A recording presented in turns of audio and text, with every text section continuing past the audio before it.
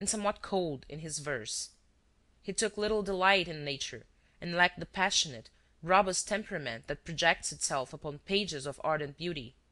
In the best of his prose works, however, he penetrates as deep as any of his countrymen into the abyss of the human soul.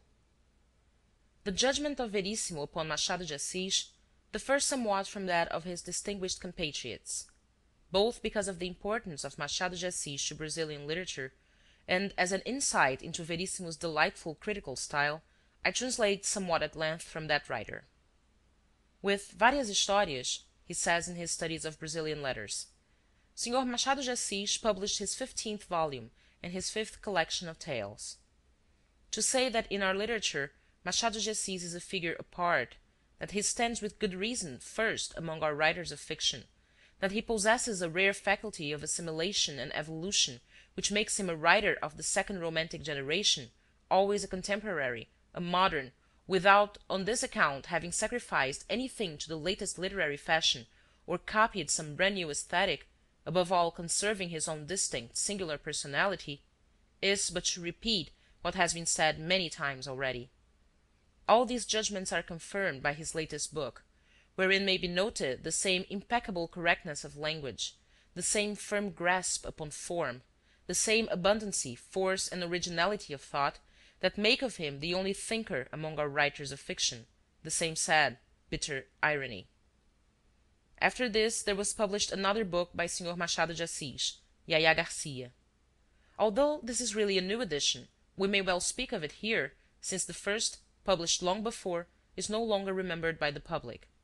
Moreover, this book has the delightful and honest charm of being in the writer's first manner.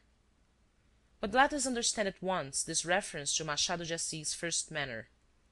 In this author more than once is justified the critical concept of the unity of works displayed by the great writers. All of Machado de Assis is practically present in his early works. In fact, he did not change, he scarcely developed. He is the most individual, the most personal, the most himself of our writers. All the germs of this individuality that was to attain in Brás Cubas, in Quincas Borba, in the Papéis Avulsos, and in Várias Histórias its maximum of virtuosity, may be discovered in his first poems and in his earliest tales. His second manner, then, of which these books are the best example, is only the logical, natural, spontaneous development of his first, or rather, it is the first manner with less of the romantic and more of the critical tendencies.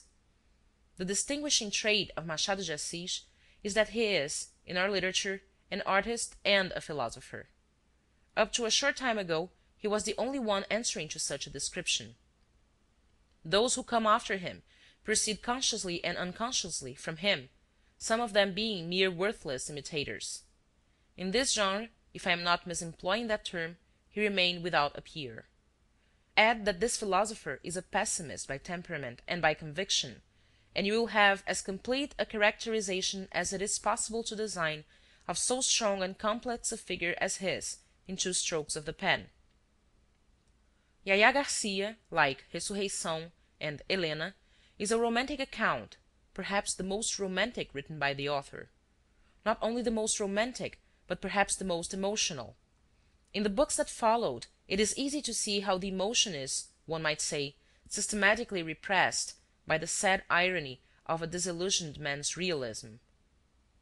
Verissimo goes on to imply that such a work as this merits comparison with the humane books of Tolstoy.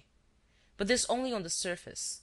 For at the bottom it contains the author's misanthropy, a social, amiable misanthropy, curious about everything, interested in everything, what is, in the final analysis, a way of loving mankind without esteeming it. The excellency with which the author of Yaya Garcia writes our language is proverbial. The highest distinction of the genius of Machado de Assis in Brazilian literature is that he is the only truly universal writer we possess, without ceasing on that account to be really Brazilian. When the Brazilian Academy of Letters was founded in 1897, Machado de Assis was unanimously elected president and held the position until his death. Oliveira Lima, who lectured at Harvard during the college season of 1915-1916, and who is himself one of the great intellectual forces of contemporary Brazil, has written of Machado de Assis: by his extraordinary talent as writer, by his profound literary dignity, by the unity of a life that was entirely devoted to the cult of intellectual beauty, and by the prestige exerted about him by his work and by his personality, Machado de Assis succeeded, despite a nature that was averse to acclaim and little inclined to public appearance, in being considered and respected as the first among his country's men of letters, the head, if that word cannot denote the idea, of a youthful literature which already possesses its traditions and cherishes above all its glories. His life was one of the most regulated and peaceful after he had given up active journalism, for like so many others, he began his career as a political reporter, paragrapher and dramatic critic. Coelho Neto, Anselmo Ribas, 1864, is known to his countrymen as a professor of literature at Rio de Janeiro. His career has covered the fields of journalism, politics, education, and fiction. Although his work is of uneven worth, no doubt because of his unceasing productivity, he is reckoned by so exacting a critic as Verissimo as one of Brazil's most important writers, one of the few, in fact, that will be remembered by posterity. Among his best-liked stories are Death, The Federal Capital, Paradise, The Conquest, and Mirage. Neto's short stories are very popular. At one time, every other youth in Brazil was imitating his every mannerism. He is particularly felicitous in his descriptions of tropical nature, which teem with glowing life and vivid picturesqueness. Coelho Neto is considered one of the chief writers of the modern epoch. He is really an idealist, writes Verissimo, but an idealist who has drunk deeply of the strong, dangerous milk of French naturalism. He sees nature through his soul rather than his eyes, and has been much influenced by the mystics of Russia, Germany, and Scandinavia. His style is derived chiefly from the Portuguese group, of which Essa de Queiroz is the outstanding figure, and his language has been much affected by this attachment to the mother country. His chief stylistic quality is an epic note, tempered by a sentimental lyricism. In his book Les Romans au Brésil, The Novel in Brazil, which I believe the author himself translated from the original Portuguese into French, Benedito Costa, after considering Aloysio Azevedo as the exponent of Brazilian naturalism and the epicist of the race's sexual instincts, turns to Coelho Neto's neo-romanticism as the eternal praise of nature, the incessant, exaggerated exaltation of the landscape. In Neto, he perceives the most Brazilian, the least European of the Republic's authors. One may say of him what Taine said of Balzac: a sort of literary elephant, capable of bearing prodigious burdens, but heavy-footed. And in fact, he reveals a great resemblance to Balzac, a relative Balzac for the exclusive use of a people, but a Balzac none the less. Despite his lack of ideas, his mixture of archaisms, neologisms, his exuberance, his slow development of plots, his lack of proportion, noticeably, naturally, in his longer works rather than in his short fiction, he stands preeminent as a patron of the nation's intellectual youth, and as the romancer of its opulent imagination. Medeiros Albuquerque is considered by some critics to be the leading exponent in the country of the manner of the Maupassant, enveloped by an indefinable atmosphere that seems to bring back Edgar Allan Poe.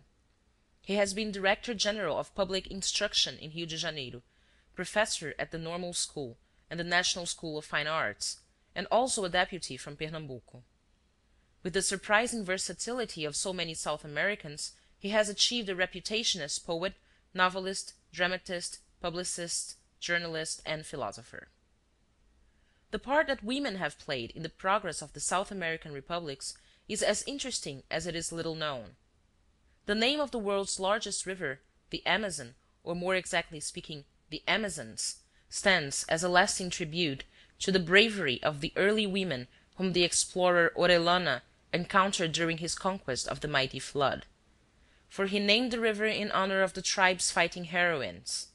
Centuries later, when one by one the provinces of South America rose to liberate themselves from the Spanish yoke, the women again played a noble part in the various revolutions.